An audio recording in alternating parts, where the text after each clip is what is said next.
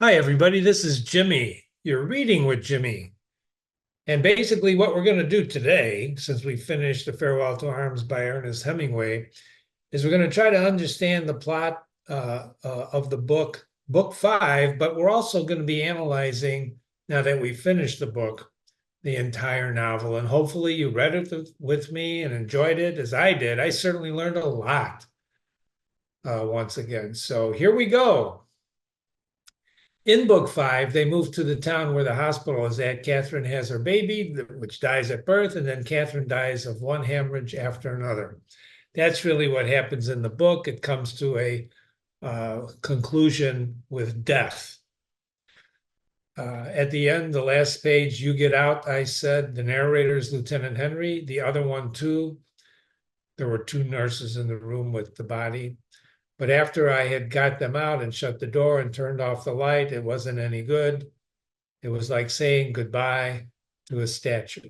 And after a while, I went out and I left the hospital and walked back to the hotel in the rain. So there it is. The first person, as we think about the book, which is, we read the entire novel. You spent a lot of hours with me, hopefully, and I spent a lot of hours with you. We analyzed each book separately. We analyzed while we read the chapters. I'd give you references throughout. So if you have any questions specifically, you can always go back, reread it with me, or look for a reference on your own through Google to compare your own thoughts. Pardon me. So this first person narrator, Lieutenant Henry, he told us the story from the time he drove an ambulance in the Italian army. Army. And was wounded when he met Catherine Barkley from England and got her pregnant and deserted the army to be with her in Switzerland. In other words, as we began reading chapter one, the story had already taken place. That's important to understand, that this thing had already taken place from the moment that the story started. Lieutenant Henry is narrating what already happened. So the question that you really have to ask with first-person narration is why? Why is this narrator telling us this story at this particular time about these events? Keeping in mind that as a first-person narrator, he's also narrating as a human being like you or I, and he may be, in fact, bending the truth sometimes, which we saw from the beginning, and we want to know why he's telling us this. So first-person narrators are different than third-person narrators because they're in the story. Do you understand that difference? It's very important. If you're reading a third-person narrator told story, the third person is outside the story talking to us, so you have to really believe whatever he says. We've gone over this several times if you've been reading with me, but in essence, what it means is that the third person narrator is omniscient. He's godlike. So if he says, Jimmy was a good boy, you have to believe him.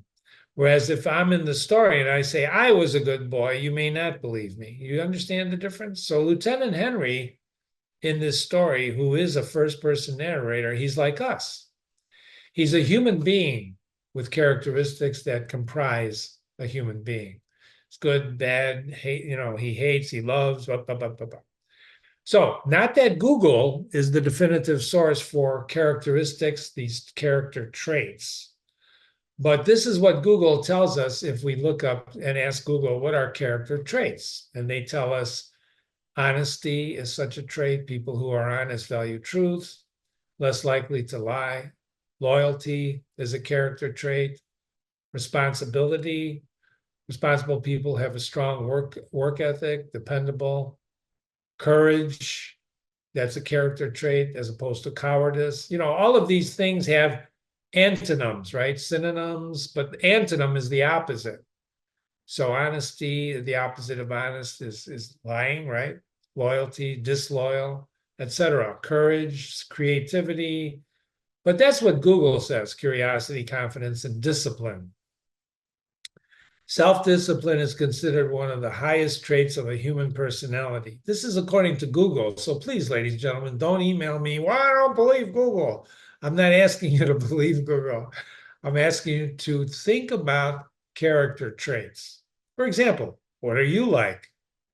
Do you see yourself as honest and loyal and responsible, or do you fib sometimes? Do you have to tell the truth all the time, or do you believe, well, sometimes it's better to lie? I don't know. It's up to you. It doesn't matter what you believe, what I believe. What matters is Lieutenant Henry. What kind of character traits does he have? If we were to go down here and assess him as these, we can argue this, that, but we have to be able to prove it from the book. And that's the beauty about reading a novel like this or a short story. You can go back, or a drama, you can go back and you can analyze it. Unlike life, where you hear something and you think you heard it, and then 2 weeks later, I thought you said this, and then you get into an argument, right? Because it's not really what you heard or thought you heard. We only have five senses, and our senses are limited, aren't they? We don't see all the light, right? Light, the whole range of light. We can't see X-rays. You go to the doctor, they take an X-ray, they come out and they show you, you've got a cavity, Jimmy. Well, how do you know? Well, look at the X-ray. Well, I didn't feel anything when you took the X-ray, and yet, the attendant left the room and put this lead thing on my chest so I don't get whatever. You see what I'm saying? So your senses are limited.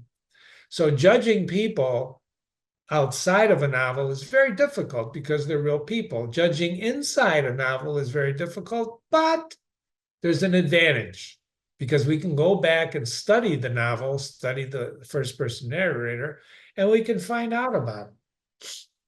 For example, self-discipline is considered one of the highest traits. People who are disciplined appreciate rules, regulations, which can help life run smoothly. Is Lieutenant Henry disciplined? What do you think? Email me, jimmy@readingwithjimmy.com. What do you think? I can tell you right now, if you say he's disciplined, you haven't read the book with Jimmy, because this is one of the most undisciplined guys that I've ever met in literature or in real life. We're going to talk about the similarities of literature and real life people. But I digress. But I want you to think about this, because there's hundreds of opinions about human beings' characteristics. These are some of them. But Lieutenant Henry, because he's the first person narrator, is especially important to figure out because he's the narrator. He's telling us this story. So we want to know, is this guy a liar? Does he have courage? Does he have courage? What do you think? Is he courageous? Well, he tries to save his men when he gets wounded, and he himself is, yeah, it's kind of true. But how did he get wounded? He got wounded. Does he have courage? Then why does he desert? Why is he a deserter? You see what I'm saying? Life and character traits are complex. Life is complex. There's no single motive you can find for any kind of action. There's always multiple reasons why people do what they do. Okay, so there's hundreds of opinions, and it's up to you. I want you each one of you who read with me, to determine what you believe are the character traits of this narrator. For example, is he a reliable narrator? What does that mean? Well, that means as a first-person narrator, he could be not telling us the truth. And there's several instances where we caught him in lies. He lies to Catherine when he first meets her. He lies later on to Count Gruffy when he's asking him if have you been reading books? He says, no, I haven't been reading. And yet in the dialogue that comes out, we find out he's been reading in the hospital. So he doesn't always tell the truth, which puts all of his narration in jeopardy. Because once you lose your reliability as a narrator, how do you get it back? How do you get it back? So when should I believe Lieutenant Henry? See, whereas in a third-person narration, you always have to believe the narrator. And we've read books in third-person narration as well. And if you've read them with me, you understand what I'm talking about. So is what he tells us true? Well, we have to believe him, kind of, sort of. But we have to just be careful. For example, why is he telling us what he is telling us? Why does he tell us? Because he can tell us anything he wants. He's in the story. He's narrating the story, and he's telling us this for a reason. Why? Why is he telling us this? For example, he never describes himself, does he? He never tells you what he looks like, what he doesn't tell you anything. We know that Catherine wants him to grow a beard, so he grows a beard. He looks in a mirror. Sometimes after he deserts, he sees himself, as a masquerader. He's masquerading as a civilian, but because he's a deserter, right? But he never comes out and says, "I look like Rock Hudson," or I'm 6 feet tall, right? He never describes himself. So you and I, are forced to figure out what he looks like, right? And it's only through careful reading. This is one of the things I learned early when I first read this book. Because you see movies, Gary Cooper made a movie, Rock Hudson made a movie. I think maybe somebody else made a movie about this guy. And he's always cast as this handsome devil. He's just handsome. And this is a love story. And by the way, you can read this as a love story. Jimmy's not saying you can't read it as a love story. It certainly looks like a love story, seems like a love story. But the more you read and think about things, especially a novel like this, the more you're going to appreciate and understand it's more than that. It's like reading Moby Dick. If you read Moby Dick as a story about a white whale and Ahab who's after the whale because he bit off his leg, that's one way to read that story, right?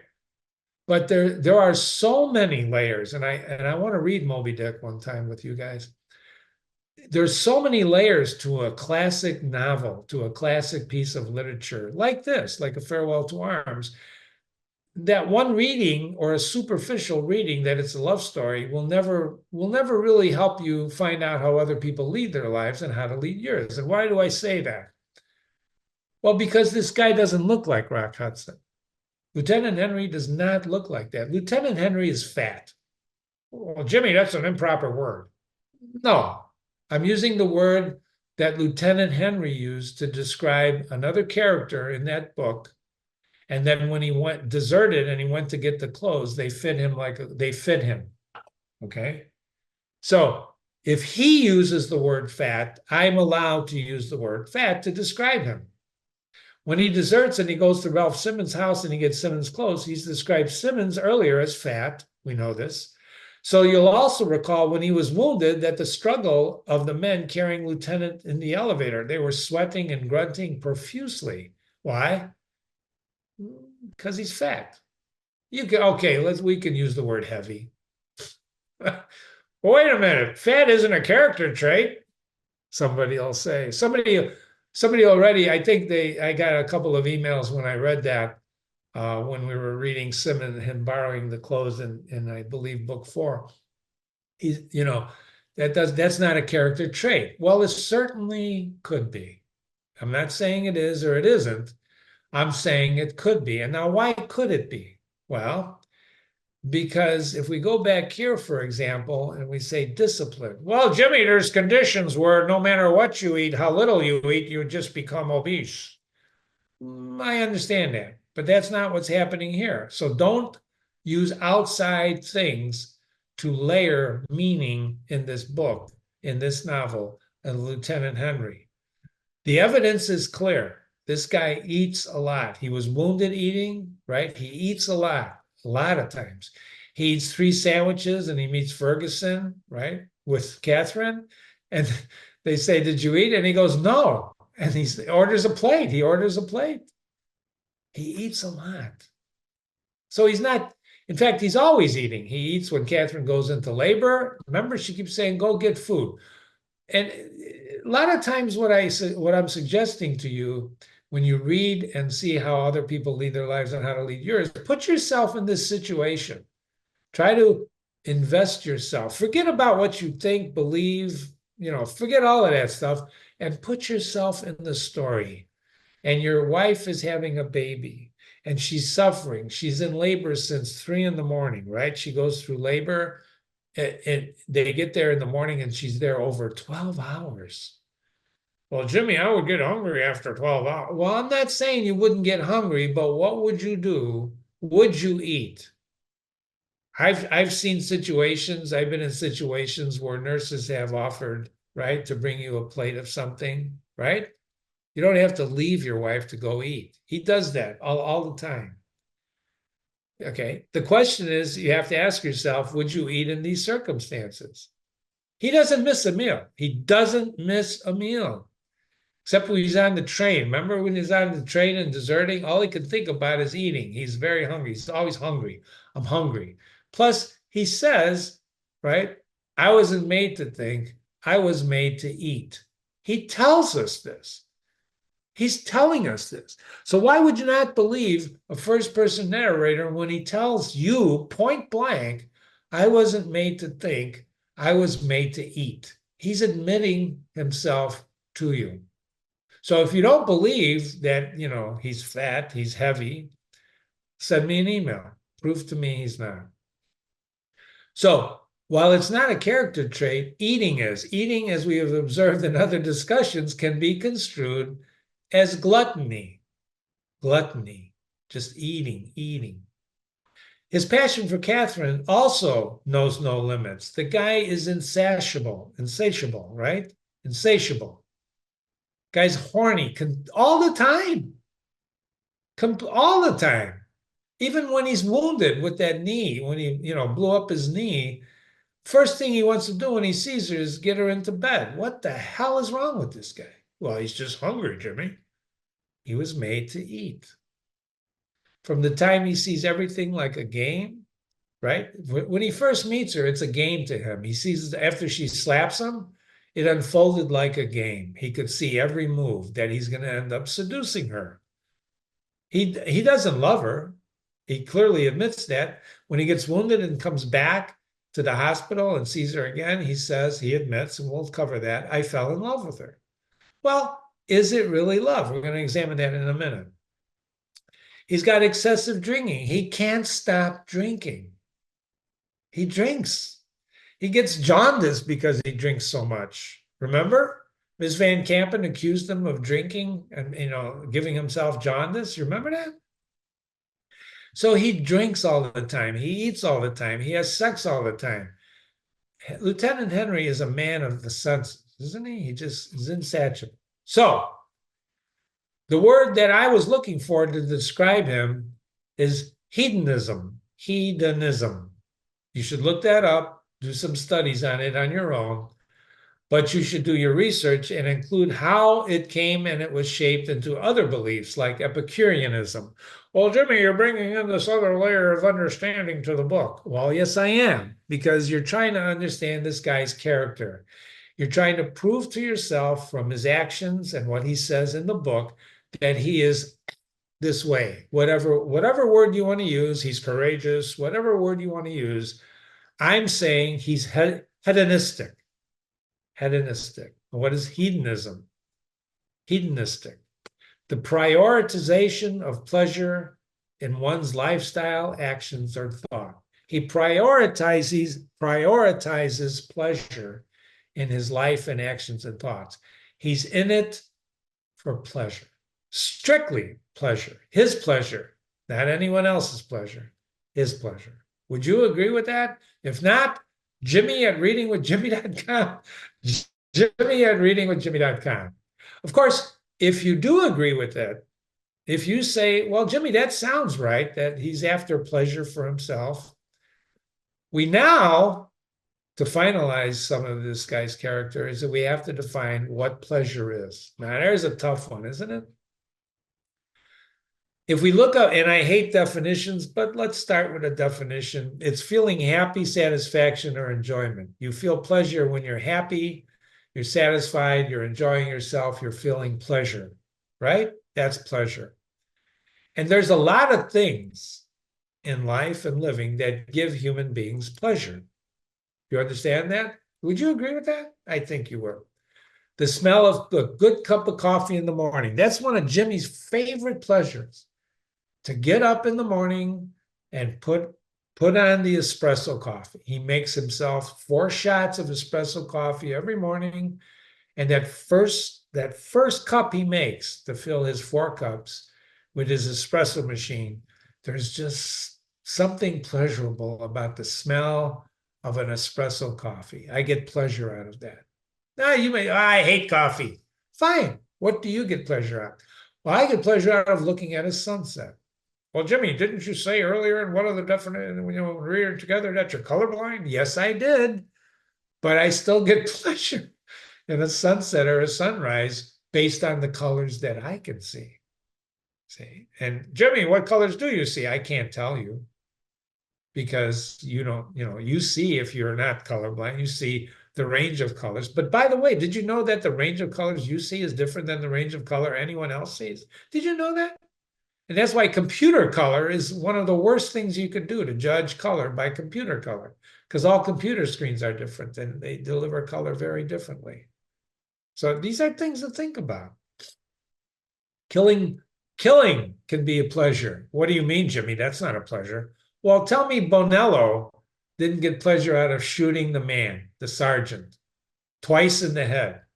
Bonello got pleasure from that, right? He shot the man in the head twice after Lieutenant Henry shot him in the back. So there's certain sadistic, they call that, right? Masochistic, you get pleasure in hurting yourself. Sadistic, you get pleasure in the pain of others. There's things that give people are complex. Weird things give people pleasure, right? And that's why you have to be careful. If I'm very careful when I say this guy's a hedonistic. Lieutenant Henry is hedonistic. He takes pleasure in his actions and thoughts because it's all about, he takes pleasure in things that make him feel good. Or consider Ettore Moretti. Remember Ettore Moretti? He's a real soldier. I saw the son of a bitch throw it, the grenade. It knocked me down and I thought I was dead, but those damn potato mashers haven't got anything. I shot the son of a bitch with my rifle. I always carry a rifle so they can't tell I'm an officer. Officers carry handguns. How did he look? Simmons asked. That's the fat opera singer. That was the only one he had, Ettore said. I don't know why he threw it. You see, he didn't even hear what Ettore said. He's so focused on what he did by killing this guy. I guess he always wanted to throw one. He never saw any real fighting. I shot the son of a bitch. Well, how did he look when you shot him? Simmons asked. Well, how the hell do I know? Said Ettore. I shot him in the belly and I was afraid I'd miss him if I shot him in the head. Think about this. This is a guy saying, I shot him. He tried to kill me. I shot him. I shot him. In 2 years, I'm going to become a captain. How long have you been a lieutenant? He asked Lieutenant Henry. So this is a guy that enjoys being a soldier and killing. I'm not saying that's right or wrong. We're not making moral judgments. We're talking about what gives people pleasure and how difficult it is to judge people by what gives them pleasure. Well, didn't Dahmer, didn't he get pleasure in killing animals when he was young? That's the guy who ate people, right? You remember that? Jeffrey Dahmer? He would eat people, please. I want to stop for a moment now and review Maslow's hierarchy of needs in terms of character traits. I think we can talk about character traits of these people, Lieutenant Henry's, Catherine's, Rinaldi's, the Major, Ettore Moretti, all of these people. We can talk about their character traits, the Myers, Mr. and Mrs. Myers. But let's stop for a moment and try to put an overlay on this. Let's look at Maslow's hierarchy of needs. If you read with me before, I've talked about this before. Abraham Maslow was a psychologist, and he talked about this hierarchy of needs. Hierarchy, depending on how you want to talk about the word hierarchy or hierarchy. Physiological, we all have physiological needs. We need to eat. We need to sleep, right? You cannot go a day, right, without what? You have to go to the toilet. If you don't go to the toilet every day, you cannot choose not to go to the toilet. So we have these physical needs we have to do. We have to sustain our body, right? You have to satisfy those needs, or you can't move to the next level, which is really safety. We have to feel safe. If we don't feel safe, we have to protect ourselves. We have to worry about what's going to happen. And we have to take, means. We have to take the means to for protection. We have to feel safe. If we don't take care of our physical needs and our safety needs, we'll never feel like we can belong to people. And that's true if you examine what cavemen were like, right? If you study history, cavemen got together to kill, big dinosaurs and things when they could. If they couldn't, they'd run. But they got together in group, and that's what's called society, right? We're social animals. Social media. Where the hell do you think that name comes from? Social media. Because we're social. We need to talk to each other. We need to listen to each other, though we don't do that lately. In any case, then we could start feeling esteem, self-esteem. You think of yourself and you value yourself. You can't do this. You can't feel self-esteem if you're worried about your safety. You're not going to be thinking about yourself or anything if you're worried about being safe or you're worried about where your next meal is coming from. You're going to be worried about trying to figure out where your next meal is coming from or how you're going to meet the mortgage. You're not going to be able to do this. And you certainly are not going to be able to do this, which is the top of Maslow's pyramid, hierarchy of needs, self-actualization. Well, what is that? Self-actualization is the process of becoming the best version of yourself and everything you're capable of becoming. All of those character traits that we looked at before, these things, you're honest, you're responsible, you're loyal, you're courageous, you're creative, whatever. You can't do any of that if you're worried about where your meal is coming from or if you're feeling unsafe. So that's the highest level in Maslow's hierarchy of needs. And it's a model of human motivations, why people do what they do. If you read To Build a Fire with Me, which is on my website, readingwithjimmy.com, if you read that, that's a story of man versus nature, right? He's in the Yukon territory. It's 70 below zero, and he's traveling alone, and he's cold, and he's trying to survive. And it's a sad story. And I'm not going to tell you the end of it if you didn't read it. But if you read it with me, it's a sad story. But if we look at the character in that story, and by the way, that is a third-person narrator story. It's narrated by a third-person narrator, not him because he dies. And the dog is with him, but the dog lives. So he's not doing any of this stuff. He's not worried about this. He's worried about survival. And he's also worried about being safe because it's damn cold where he's at. So you can use this to figure out character traits, to figure out conflict, to help you understand what Aristotle was trying to tell us about tragedy and comedy and plot and character and language and so on. I find this pyramid very, very good to understanding characters, right? So if we do that, if we read how other people lead their lives to understand how to lead ours, and we look at Lieutenant Henry's story, some of the characters really self-actualize. None of them are here. None of them are doing this. For example, let me prove it to you. I was born to eat, not to think. Lieutenant Henry says that, clearly says that. So Lieutenant Henry constantly is operating on this level. He's also operating on this level because he's in a war. He doesn't feel safe. He gets blown up. He goes back, and then he deserts. And when he deserts, he's worried about being arrested and being shot for desertion or put in prison. So he's never feeling safe except when he's with Catherine. And when he's with Catherine, he's doing this hedonistically, right? He's giving, is he satisfying Catherine? In a way he is. Well, so Jimmy, isn't he sharing? Isn't he belonging? Well, with Catherine, this level is reached, or is it? When he's belonging to something, he belongs with Catherine. Catherine belongs with him. They feel safe together, right? They belong to each other. They have each other. When they leave each other, they don't have anything to do. There's a case to be made where he says, without you, I don't have anything. And I used to have if you read my analysis of some of these chapters, you'll see that he tells Catherine, without you, right? I used to have everything. I used to have a full life, but now I only have you. That's not something you tell somebody you love, is it? Is it? You see what I'm saying? So I don't think Jimmy at readingwithjimmy.com, send me an email. I don't think any of these characters, Rinaldi, the sub characters, the main characters, I don't think any of these characters ever have self-esteem. Well, maybe one.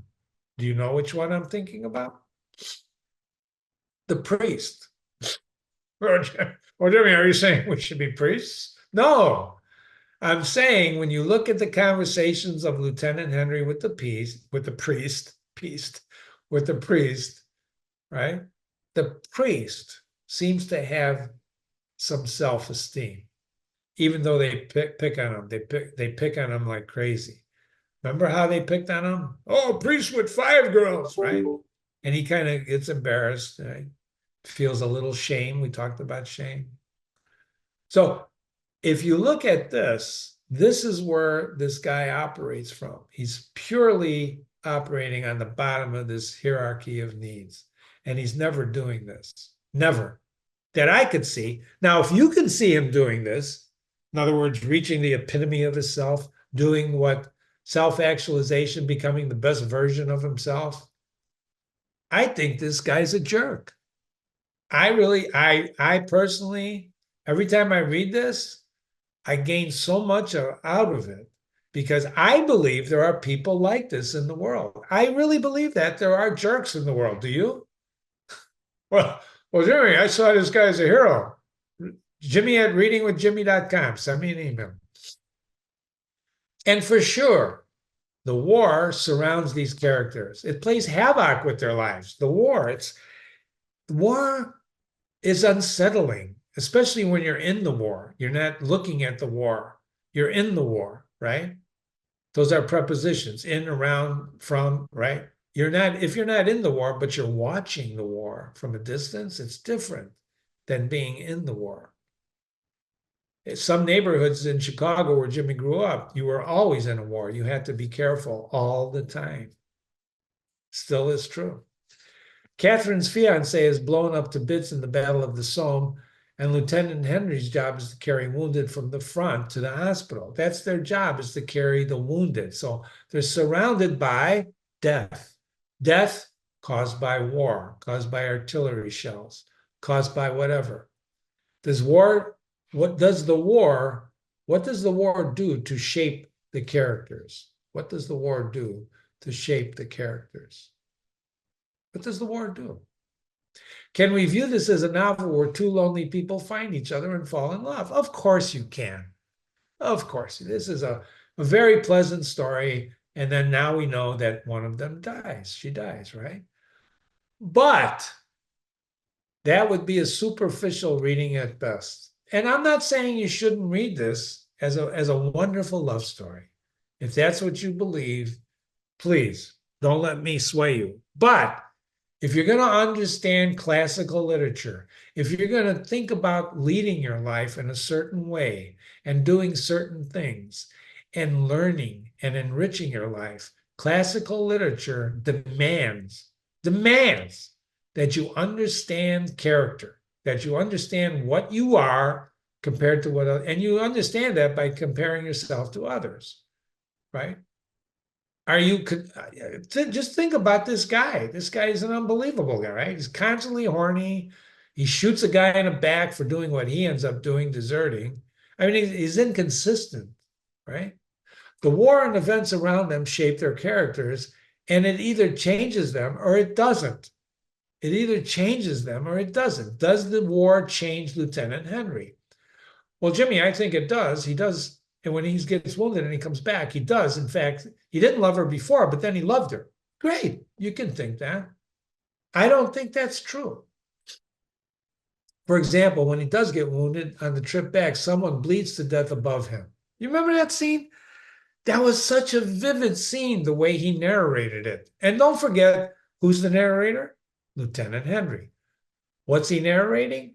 These stories from start to finish. Why does he tell us about the guy who bled to death above him in the ambulance when he was going back to the front with, by the way, a British soldier who happened to just be there and pick him up and take him back, right? The roll of luck.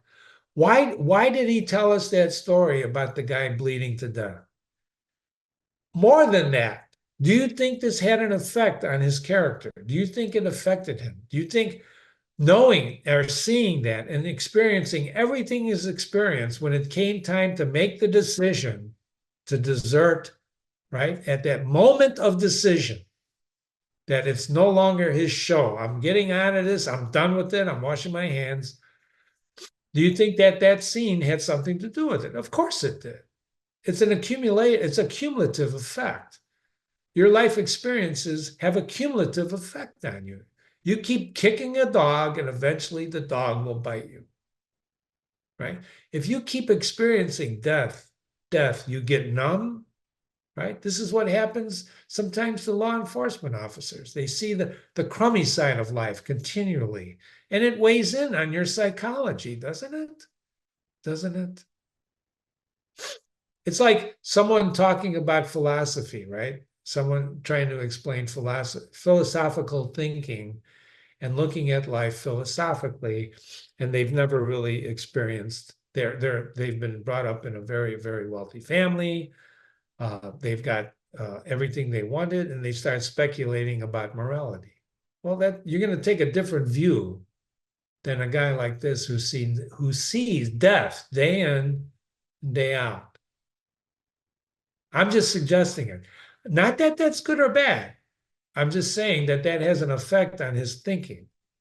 And I told you when we started this novel, you're going to have to decide on some important questions to understand and appreciate it. So now that we finished the book, it's time to decide. Okay. Is this simply a love story, or is it something more that we can understand and appreciate to help us lead our lives better? So here were the questions that I posed. Does he love her? Does she love him? What are the motivations of them to justify their actions? As far as war, what are the characters' attitudes towards war? There's evidence all over the place about this. Do people change as a result of their experience? You know, there's a saying that people never change, right?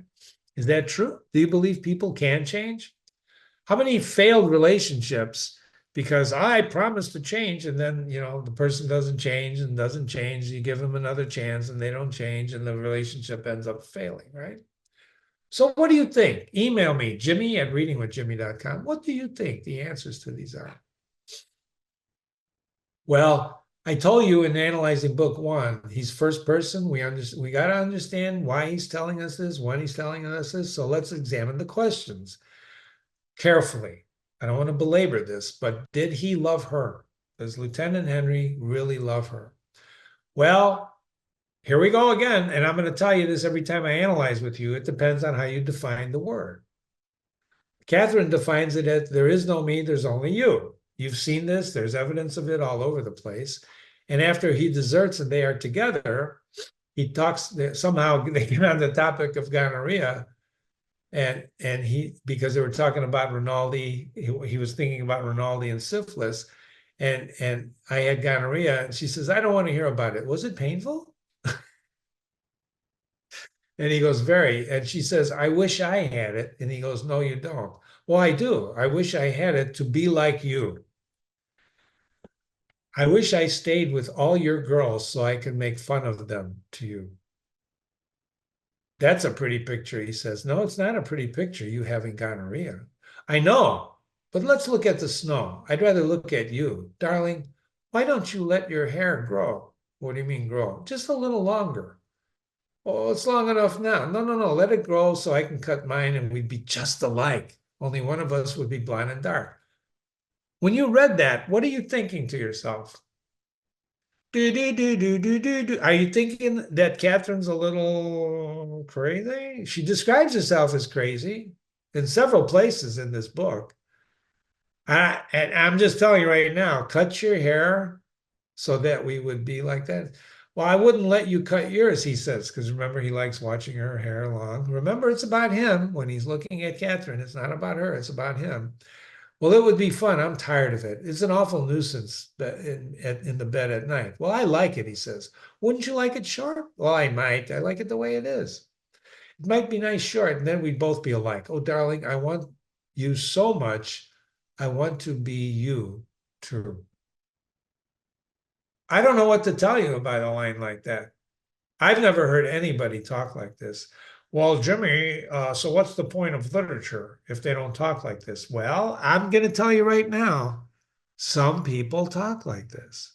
And the beauty of literature is that we may not have met anyone like this. Maybe you're lucky and you have. But when you hear a comment like this, I want you so much, I want to be you too. There's a couple of ways, several ways you can take that comment. That this Catherine really, really loves this guy.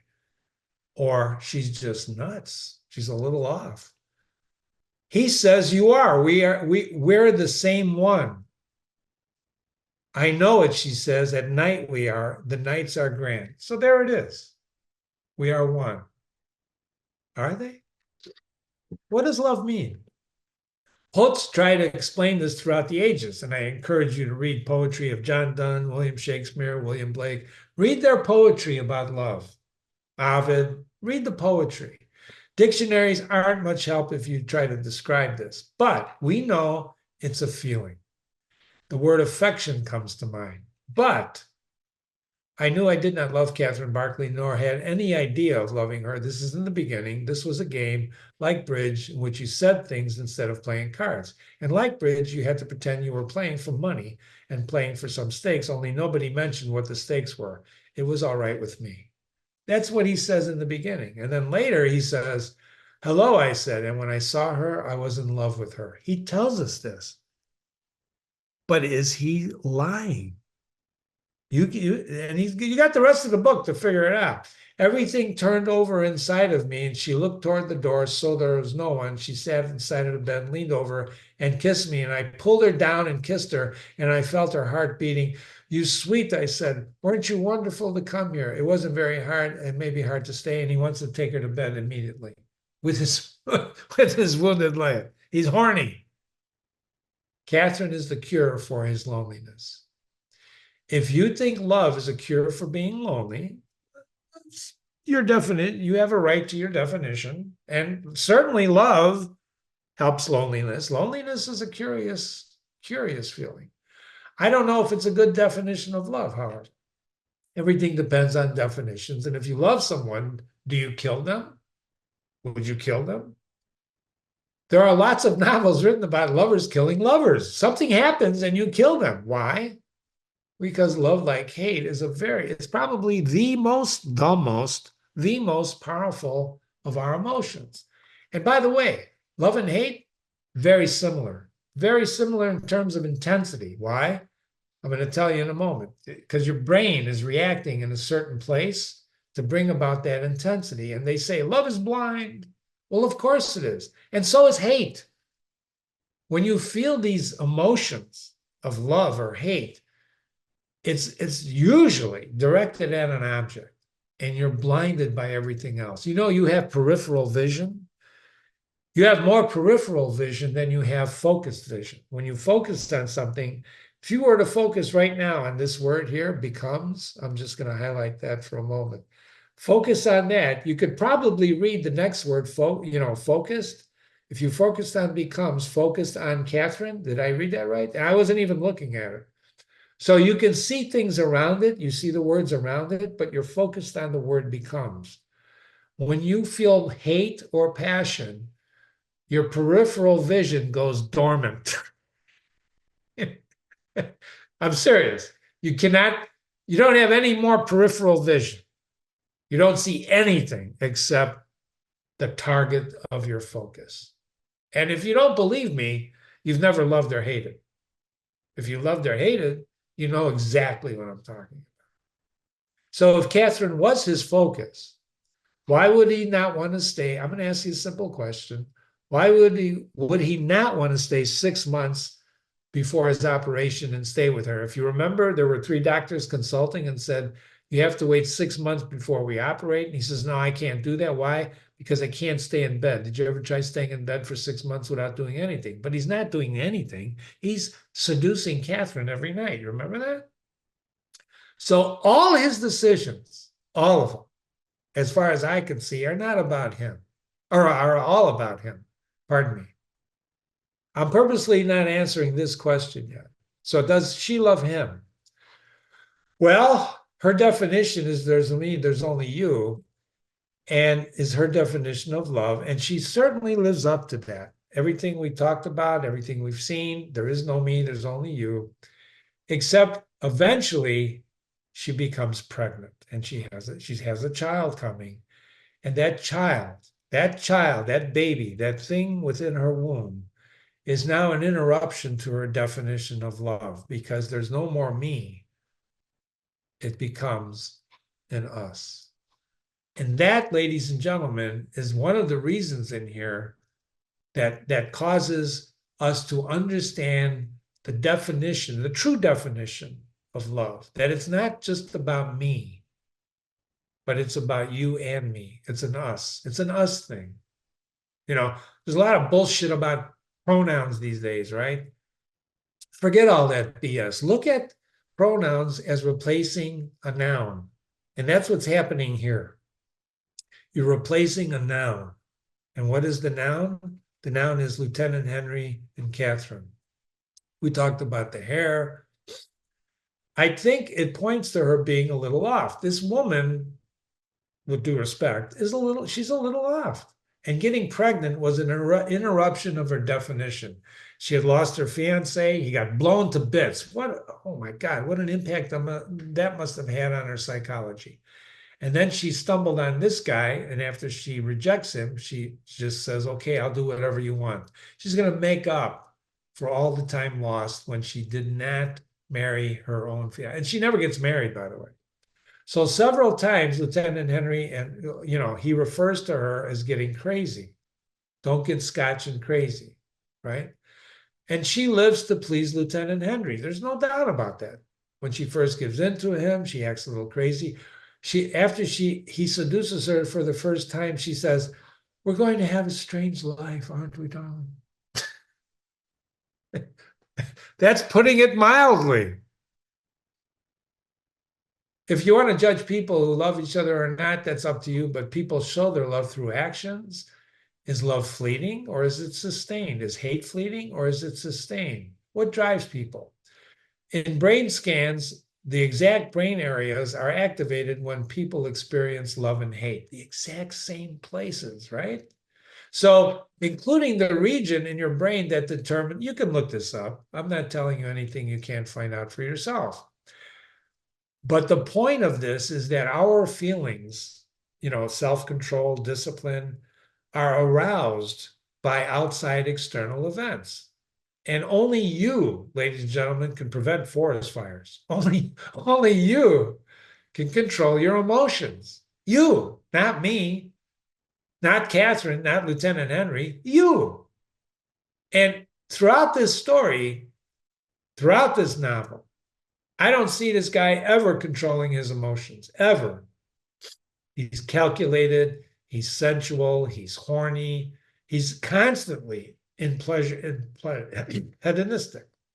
So what the science doesn't tell us, something happened here, hold on. What the science doesn't tell us, right? So what the science doesn't tell us is what sparks hate, what sparks love, what's the spark that does this, right? What sparked Lieutenant Henry? Well, first of all, when he first seduced her, nothing. He just seduced her and he wanted to keep seducing her. And then he got wounded and suddenly there she is. This is love. Is it? The priest tells him that's not what you feel at night. That love when you go to the aura house, that's not love. If there is no me in a relationship and only you, can love exist? Jimmy thinks this is a story about lost souls. I'm going to say that for a little bit now, and we're going to try to wind this down.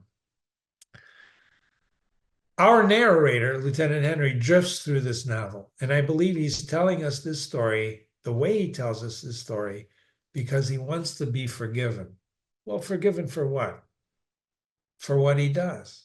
He kills Catherine. No, oh, Jimmy, you're stretching it. What the hell are you talking about?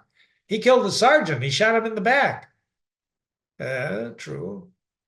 But what about Catherine? He impregnated her, right? He got her pregnant. As Ferguson said, he got her into trouble. Is baby having a trouble? Baby in wartime maybe he is. But they never got married, even though he offered to get it. And Catherine said, no, no, no, we're already married. We're married in word only, not officially, not right, not officially. This is, in my opinion, not yours, is a lack of commitment. Both as an ambulance driver, he's a deserter, and as a lover, he commits murder, and he's a hypocrite. He commits murder, he kills the sergeant for deserting his order, and he himself deserts. I don't think he's a nice guy. You may like him, you may, oh, Jimmy, I'd love to meet a guy like this. Fine, great. It's always about him. People like that are selfish, and they don't offer me anything except what not to be. I told you, you read to see how other people lead their lives and how to lead yours. This, in my opinion, this is an example of how not to lead your life. Don't be selfish. You can't be selfish. You can't. If it's all about you, who gives it? Pardon me, I was going to say something bad. He stumbles on a woman who happens to completely lack self-esteem. Would you agree with that? You know what self-esteem means, right? You value yourself. You know who you are. You know why you do what you do. She disappears into his character, and she does whatever he wants. She has no more. There is no me. There's only you. So there is no character. If you don't have a character, how can you have self-esteem? Do they love each other? Well, I'm not going to tell you they don't. Maybe they do in their own way. But in my opinion, there's no doubt that the root cause of her death is Lieutenant Henry. Well, Jimmy, it takes two to tango. Well, of course it does. But if Lieutenant Henry, in my opinion, really loved her, would he do what he does? Would he, for example, be taking those long walks in the snow and the cold and the dangerous, slippery areas when she was carrying that child? Would he let her drink all the vermouth, even though she asks for it? Well, Jimmy, they didn't know what drinking does to children, babies in the womb. No, they didn't. But did they? Drinking in itself. What was his motivation for doing what he did? I'm going to let you figure that out. So the other questions were these three. And Aristotle said that tragedy and plot should involve a well-developed story. We covered this. And that characters should be believable, multidimensional. I think they are, kind of. Motivations, desires. And at least superficially, we can say that. But did Lieutenant Henry change as a result of his experiences with Catherine? Did he change? Well, he changed enough to desert the war. And I say he doesn't want any part of it anymore. In other words, he chose his own self over commitment that he made. He committed to being an ambulance driver. He was an official guy. He signed, commitment papers. And then he said, nope, I'm done. I quit. I quit. He focused more on his me, him, right? I mean, he tells a great story. There's no question about it. His narration, he paints with words. It's beautifully narrated. But you have to read it, first person narrator, you have to be careful of the conclusions you draw. You have to be very careful. Because if you're going to base your life on this guy, there was a scene in the beginning when the priest, where he said he wanted them to visit, where the priest came, Abruzzi. Remember that? The priest said, no, go to Abruzzi. Don't go to Milan and all these other cities and fart around. Go to I'll write my father. You can go hunting with them. And then he tells the priest he was sorry he didn't. He chose debauchery over coldness and clean. Remember, in the cold air, they sleep with the windows open. It's cold. Why do they sleep with the windows open? in the mountains in the cold, right? And then Mrs. Goodinger got to come in and start the fire, warm him up. Why? He sleeps with the window open. Isn't that curious? After he gets wounded, he chooses to get operated immediately rather than 6 months to go back to the front, which he finds. And when he gets back there, it's completely changed. The major told him it's worse, that he may not come back. So it's not like he thought it was. It's not all, nice that I could bed Catherine when I want her to, because she's not even there. And he carries out his duties upon his return and experiences what worse really means. He really finds out in the actual retreat, right, what worse is. He loses all his men, he loses his trucks, and he deserts the army. He gives up his commitment, and he kills a man, shoots him in the back, shoots him in the back. The act of killing the sergeant is one of the tells of Lieutenant Henry. Tells are interesting because when you have a tell in poker, maybe he twitches his nose when he's got a good hand and he's not bluffing, right? Well, there's tells in life. There's tells with people. Is he a person who keeps commitments, or does he renege on it? Right? I had a client who once a rep for selling advertising would come in and say, "Well, it's a beautiful vest you got on." Boom, $5,000 ad bought like that. Flattery, kissing somebody's butt, right? People do this. So a tell, what is a tell? A tell is the killing of the sergeant. He kills the sergeant. But why does he do that? Why does he do that? Because first of all, the sergeant shouldn't have been in the truck. They were supposed to take equipment, not people. They took the two girls and the two sergeants. So there's a lot of interesting things that happen to him in that book, and especially in that book 3. So without that, Henry carried out, if he didn't pick up those sergeants, that would have never happened. But he allowed it. He picked them up. He allowed them to stay in the truck. Okay, he finds out that they're killing officers, so he can't be an officer anymore and die. He doesn't want to die. I don't want to die. The role of luck and rain, some of the events I talked to you about luck. He happens to find people who help him. He wants to give them money, but they don't want the money. So why is he telling us this? Because he's actually revealing his character to us unknowingly. A lot of people sometimes when they tell stories, they reveal their character to you without you even knowing that they're doing that. Which brings us to the main question. Why is he telling us this? And I'm telling you right now, I think he really feels that he needs to be forgiven for what he did, all the things he did. Maybe not, right? His behavior around Catherine when she's dying should be interesting. You should really study that chapter, what he does. Why can't he be there with her more? The word rain is used 378 times. Did you count those, Jimmy? Well, the computer did. That's the beauty about having technology. And the importance of rain is in chapter 19. It's raining hard, and you'll always love me, won't you? Yes. And the rain won't make any difference. No. Well, that's good because I'm afraid of rain. She, him, she, him, she, him. Him, she, him, she, right? Because I'm afraid of rain, she said. Why? And I was sleepy. Right, sleepy. Remember, it's about him. Outside, the rain was falling steadily. I don't know, darling, she says. I've always been afraid of the rain. I like it, I said, the narrator. I like to walk in it, but it's very hard on loving, she says. I'll love you always, the narrator, Lieutenant Henry says. And I'll love you in the rain and in the snow and in the hail. And what else is there? I don't know, Lieutenant Henry says. I guess I'm sleepy. See, he doesn't want to talk to her. She's telling him all the I love you, right? Well, go to sleep, darling, and I'll love you no matter how it is. He says, you're not really afraid of the rain, are you? Not when I'm with you, she says. Why are you afraid of it, the rain? I don't know, she says. Tell me, he says. Don't make me. Tell me. No. Tell me. All right.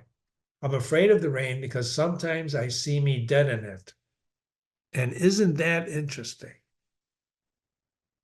No, he says. And sometimes I see you dead in it.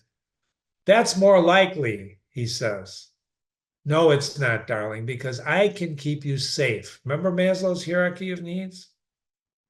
I know I can, but nobody can help themselves.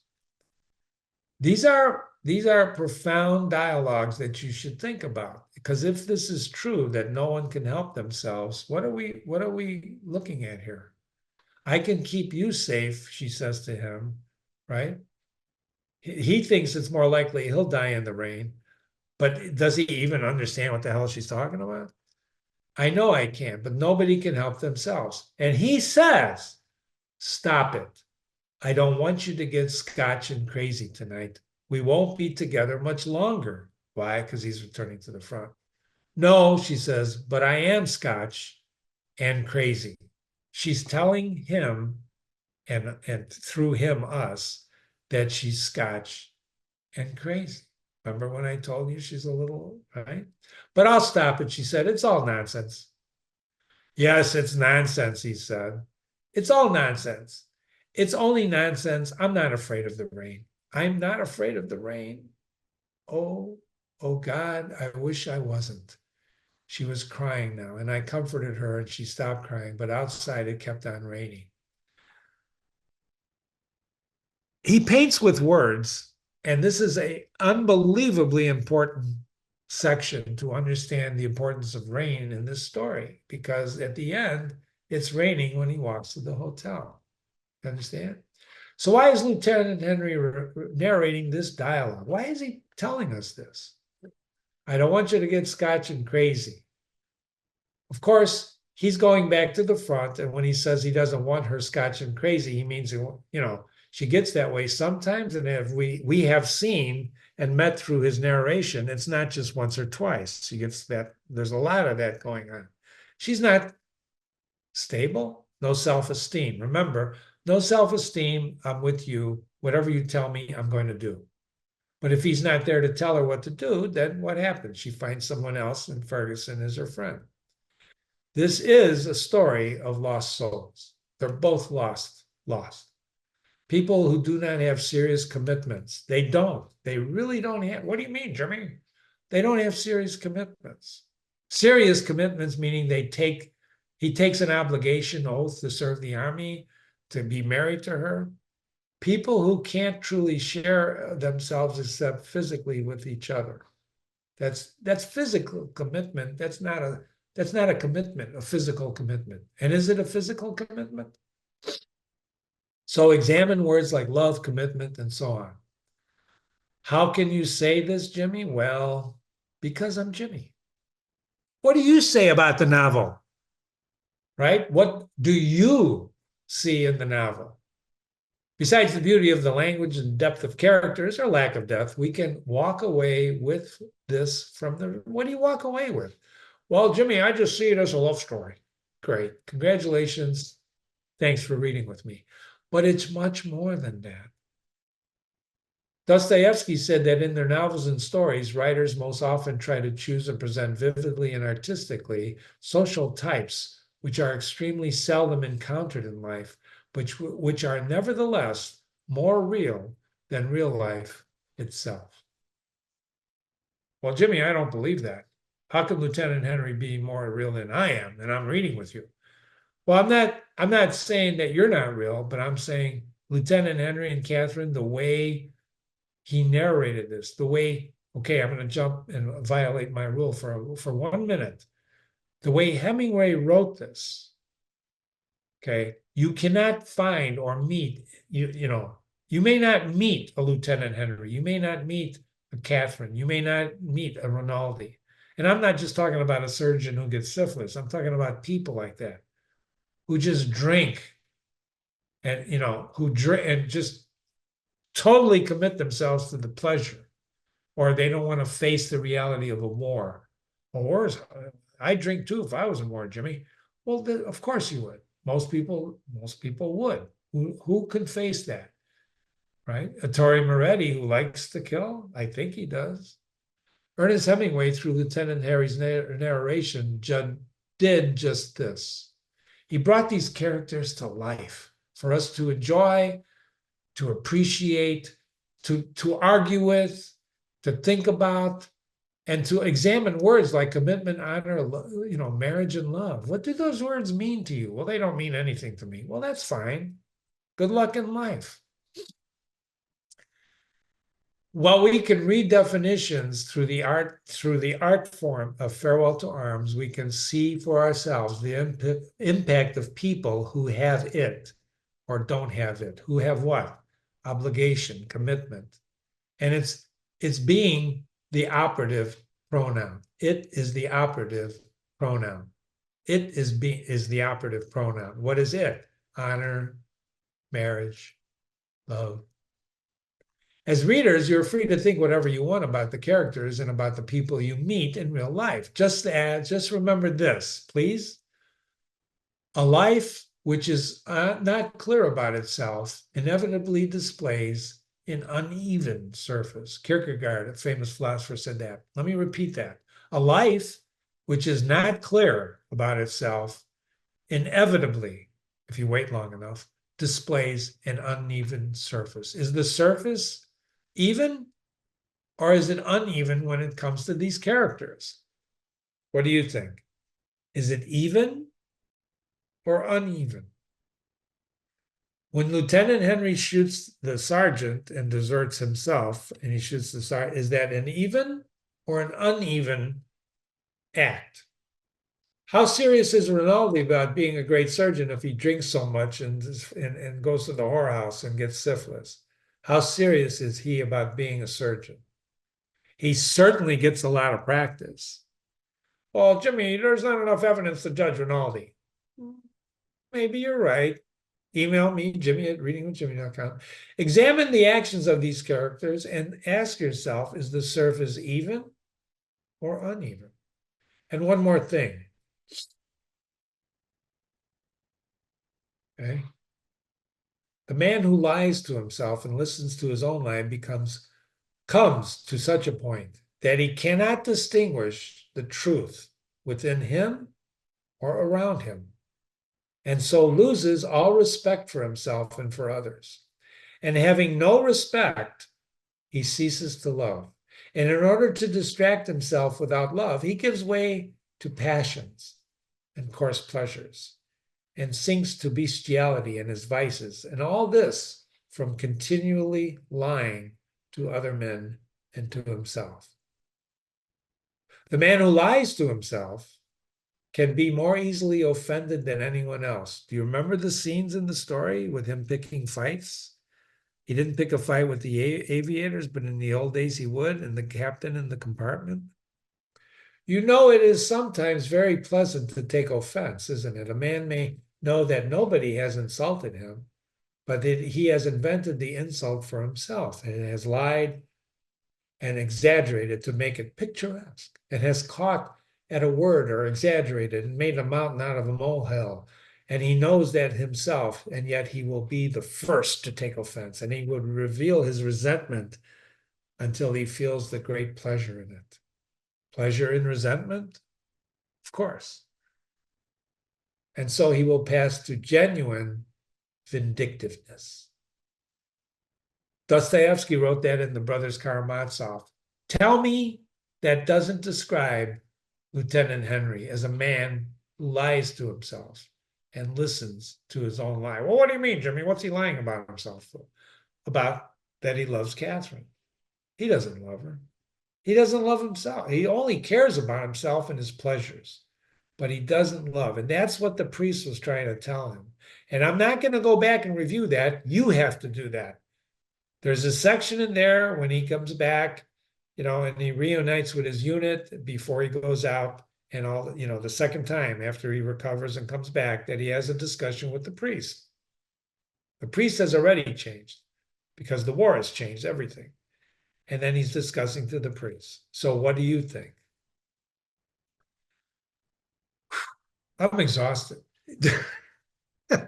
You've been reading with Jimmy. This is the analysis of the entire book, including book 5 of A Farewell to Arms by Ernest Hemingway. I really enjoyed reading this with you. I hope you come back and read the other stories with me. If you got a suggestion, Jimmy at readingwithjimmy.com, Jimmy at readingwithjimmy.com. Some of you have sent me suggestions to read certain books. If they're not classics, I'm telling you right now, with due respect, I'm not going to do it. I'm not going to read them. What about The Hobbit? Well, it's got a few years to go besides to be a classic, right? I'm not going to read The Hobbit. But in any case, The Hobbit's a nice story. It's not a classic. How can you say that? Well, because I'm Jimmy, and you've been reading with Jimmy. Thanks so much. Farewell to arms.